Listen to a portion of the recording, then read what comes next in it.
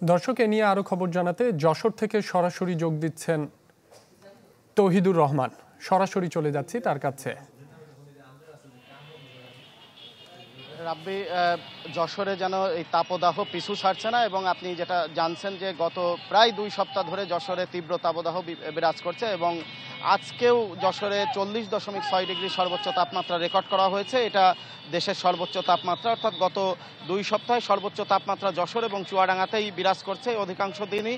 যদিও আজকে চুয়াডাঙ্গা এবং যশোরের সাথে খুলনা সর্বোচ্চ তাপমাত্রা রেকর্ড করেছে আবহাওয়া অফিস, এবং স্থানীয় যে আবহাওয়া অফিস তারা আমাদেরকে জানিয়েছেন যে আগামী কয়েকদিনে তাপদাহ কমার কোনো লক্ষণ নেই, এই একই পরিস্থিতি বিরাজ করবে। আবহাওয়া অফিস বিভিন্ন অঞ্চলকে যে সুখবরটি জানিয়েছে, যে সিলেট সহ বিভিন্ন অঞ্চলে বৃষ্টির যে সুখবরটি জানিয়েছে, আমাদের অঞ্চলে কিন্তু সেরকম কোনো সুখবর নেই, বরং দুঃসংবাদই আবহাওয়া অফিস জানিয়েছে।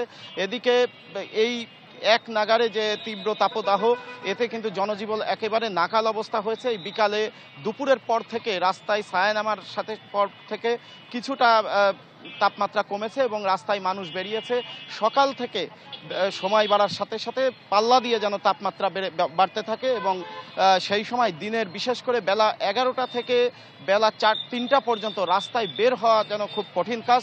যদিও এই কঠিন পরিস্থিতির মধ্যেও শ্রমজীবী মানুষকে, যাদের রাস্তায় না নামলে কোনো উপায় নেই, তাদেরকে রাস্তায় নামতেই হচ্ছে। একই সাথে আপনি দেখছেন যে ট্রাফিক পুলিশও সেই সারাদিনই এই কঠোর রোদের মধ্যেও, কড়া রোদের মধ্যেও তারা দায়িত্ব পালন করছেন।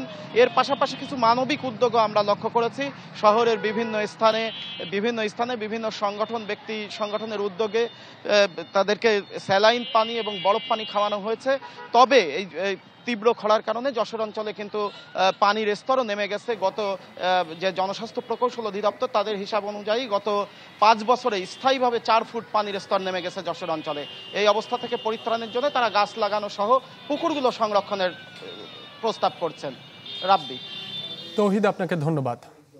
দর্শক, যশোর থেকে তাপপ্রবাহের খবর জানাচ্ছিলেন আমাদের সহকর্মী তৌহিদুর রহমান।